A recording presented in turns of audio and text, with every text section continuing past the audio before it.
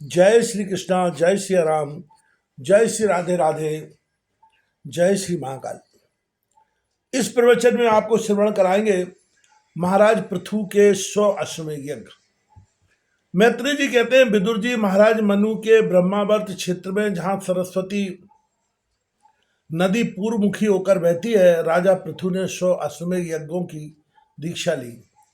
यह देखकर भगवान इंद्र को विचार हुआ कि इस प्रकार तो पृथु के कर्म मेरे कर्मों की अपेक्षा भी बढ़ जाएंगे, इसलिए वे उनके पंच महोत्सव को सहन न कर सके। महाराज पृथु के यज्ञ में सबके अंतरात्मा सर्वलोक पूज जगदीश्वर भगवान हरि ने यज्ञेश्वर रूप से साक्षात दर्शन दिया था। उनके साथ ब्रह्मा, रुद्र तथा अपने अपने अनुचरों के सहित लोकपालगण भी पधारे थे। उस समय गंधर्व, मुनि और अप्सराएं प्रभु की कीर्ति गा रहे थे। सिद्ध, विद्याधर, दैत्य, दानव, यक्ष, सुनंद, नंदादि भगवान के प्रमुख पार्षद और जो सर्वदा भगवान की सेवा के लिए उत्सुक रहते हैं, वे कपिल, नारद, दत्तात्रेय एवं सनकादि योगेश्वर भी उनके साथ आए थे। भारत उस यज्ञ में यज्ञ सामग्रियों को देने वाली भूमि ने कामधेनु रूप होकर यजमान की सारी कामनाओं को पूर्ण किया था। नदियां दाख और ईख आदि सब प्रकार के रसों को बहा लाती थी तथा जिनसे मधु चूता रहता था, ऐसे बड़े बड़े वृक्ष दूध, दही, अन्न और घृत आदि तरह तरह की सामग्रियां समर्पण करते थे। समुद्र, बहुत सी रत्न राशियां, पर्वत, भक्ष, भोज्य, चोष और ले, 4 प्रकार के अन्न तथा लोकपालों के सहित संपूर्ण लोक तरह तरह के उपहार उन्हें समर्पण करते थे। महाराज पृथु तो एकमात्र श्री हरि को ही अपना प्रभु मानते थे। उनकी कृपा से उस यज्ञानुष्ठान में उनका बड़ा उत्कर्ष हुआ,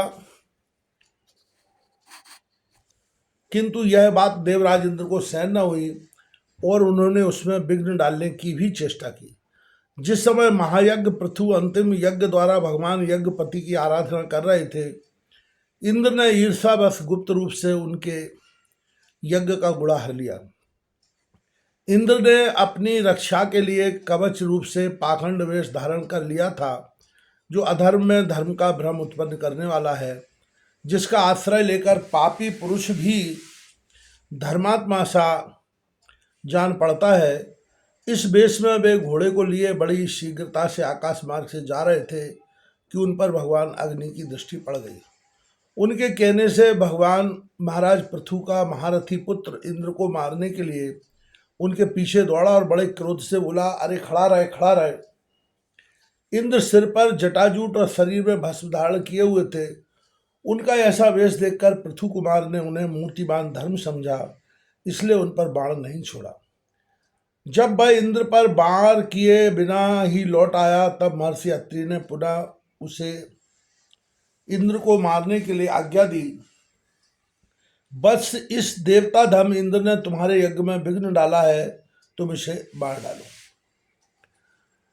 अत्रि मुनि के इस प्रकार उत्साहित करने पर पृथु कुमार क्रोध में भर गया।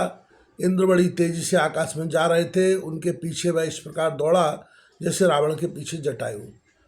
स्वर्गपति इंद्र से पीछे आते देख उस वेश और घोड़े को छोड़कर वही अंतर्ध्यान हो गए और वह वीर अपना यज्ञ पशु लेकर पिता की यज्ञशाला में लौट आया। शक्तिशाली विदुर जी उसके इस अद्भुत पराक्रम को देखकर महर्षियों ने उसका नाम विजिताश्व रखा। यज्ञ पशु को चसाल और यूप में बांध दिया गया था। शक्तिशाली इंद्र ने घोर अंधकार फैला दिया और उसी में छिपकर वे फिर उस घोड़े को उसकी सोने की जंजीर समेत ले गए। अत्रि मुनि ने फिर उन्हें आकाश में तेजी से जाते दिखा दिया, किंतु उनके पास कपाल और खटवांग देखकर पृथुपुत्र ने उनके मार्ग में कोई बाधा न डाली।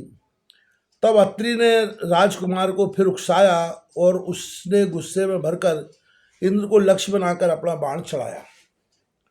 यह देखते ही देवराज उस वेश और घोड़े को छोड़कर वहीं अंतर्ध्यान हो गए। वीर विजिताश्व अपना घोड़ा लेकर पिता की यज्ञशाला में लौट आया। तब से इंद्र के उस निंदित वेश को मंदबुद्धि पुरुषों ने ग्रहण कर लिया। इंद्र ने अश्वहरण की इच्छा से जो जो रूप धारण किए थे, वे पाप के खंड होने के कारण पाखंड कहलाए। यहाँ खंड शब्द चिन्ह का वाचक है। इस प्रकार पृथु के यज्ञ का विध्वंस करने के लिए पशु यज्ञ को चुराते समय इंद्र ने जिन्हें कई बार ग्रहण करके त्यागा था, उन नग्न, रक्तांबर तथा कापालिक आदि पाखंडपूर्ण आचारों में मनुष्यों की बुद्धि प्राय मोहित हो जाती है, क्योंकि वे नास्तिक मत देखने में सुंदर है और बड़ी बड़ी युक्तियों से अपने पक्ष का समर्थन करते हैं। वास्तव में ये उपधर्म मात्र है, लोग भ्रमवश करते हैं। वास्तव में उपधर्म मात्र है, लोग भ्रमवश धर्म मानकर इनमें आसक्त हो जाते हैं। इंद्र की इस कुचाल का पता लगने पर परम पराक्रमी महाराज पृथु को बड़ा क्रोध हुआ। उन्होंने अपना धनुष उठाकर उस पर बाण चढ़ाया। उस समय क्रोधावेश के कारण उनकी ओर देखा नहीं जाता था।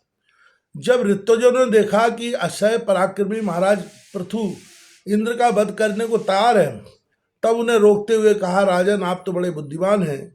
यज्ञ दीक्षा ले लेने पर शास्त्र भेद यज्ञ पशु को छोड़कर और किसी का वध करना उचित नहीं है। इस यज्ञ कार्य में विघ्न डालने वाला आपका शत्रु इंद्र तो आपके स्वयं से ही ईर्षावश निस्तेज हो रहा है। हम अमोघ आवाहन मंत्रों द्वारा उसे यहीं बुला लेते हैं और बलात् अग्नि में हवन किए देते हैं। विदुर जी यजमान से इस प्रकार सलाह करके उसके याचकों ने क्रोधपूर्वक इंद्र का आह्वान किया। वे शुरवा द्वारा आहुति डालना ही चाहते थे कि ब्रह्मा जी ने वहां आकर उन्हें रोक दिया। वे बोले, याचको, तुम्हें इंद्र का वध नहीं करना चाहिए। यह यज्ञ संगक इंद्र तो भगवान की ही मूर्ति है। तुम यज्ञ द्वारा जिन देवताओं की आराधना कर रहे हो वे इंद्र के ही तो अंग है और उसे तुम यज्ञ द्वारा मारना चाहते हो। पृथु के इस यज्ञानुष्ठान में विघ्न डालने के लिए इंद्र ने जो पाखंड फैलाया है उस धर्म का उच्छेद करने वाला है। इस बात पर तुम ध्यान दो। अब उससे अधिक विरोध मत करो, नहीं तो वह और भी पाखंड मार्गों का प्रचार करेगा। अच्छा, परम यशस्वी महाराज पृथु के 99 ही यज्ञ रहने दो। फिर राजर्षि पृथु ने कहा, राजन, आप तो मोक्ष धर्म के जानने वाले हैं, अतः आपको इन यज्ञानुष्ठानों की आवश्यकता नहीं है। आपका मंगल हो। आप और इंद्र दोनों ही पवित्र कीर्ति भगवान श्री हरि के शरीर है, इसलिए अपने ही स्वरूप भूत इंद्र के प्रति आपको क्रोध नहीं करना चाहिए। आपका यह यज्ञ निर्विघ्न समाप्त नहीं हुआ, इसके लिए आप चिंता ना करें। हमारी बात आप आदरपूर्वक स्वीकार कीजिए। देखिए, जो मनुष्य विधाता के बिगाड़े हुए काम को बनाने का विचार करता है उसका मन अत्यंत क्रोध में भरकर भयंकर मोह में फंस जाता है। बस इस यज्ञ को बंद कीजिए। इसी के कारण इंद्र के चलाए हुए पाखंडों से धर्म का नाश हो रहा है, क्योंकि देवताओं में बड़ा दुराग्रह होता है। जरा देखिए तो, जो इंद्र घोड़ों को चुराकर आपके यज्ञ में विघ्न डाल रहा था, उसी के रचे हुए इन मनोहर पाखंडों की ओर सारी जनता खिंचती चली जा रही है। आप साक्षात विष्णु के अंश है। बैन के दुराचार से धर्म लुप्त हो रहा था। उस समयोचित धर्म की रक्षा के लिए ही आपने उसके शरीर से अवतार लिया है। अतः प्रजापालक पृथु जी, अपने इस अवतार का उद्देश्य विचार कर आप भृगु आदि विश्व रचयिता मुनीश्वरों का संकल्प पूर्ण कीजिए। यह प्रचंड पाखंड पथरूप इंद्र की माया अधर्म की जननी है, आप इसे नष्ट कर डालिए। मैत्रेय जी कहते हैं, लोक गुरु भगवान ब्रह्मा जी के इस प्रकार समझाने पर प्रबल पराक्रमी महाराज पृथु ने यज्ञ का आग्रह छोड़ दिया और इंद्र के साथ प्रीतिपूर्वक संधि भी कर ली। इसके पश्चात जब वे यज्ञांत स्नान करके निवृत्त हुए तब उनके यज्ञों से तृप्त हुए देवताओं ने उन्हें अभीष्ट वर दिए। आदिराज पृथु ने अत्यंत श्रद्धापूर्वक विप्रों को दक्षिणाएं दी तथा विप्रों ने उनके सत्कर्म से संतुष्ट होकर उन्हें अमोघ आशीर्वाद दिए। वे कहने लगे, महाभावो, आपके बुलाने से जो पितर, देवता, ऋषि और मनुष्य आदि आए थे, उन सभी का आपने दान मान से खूब सत्कार किया।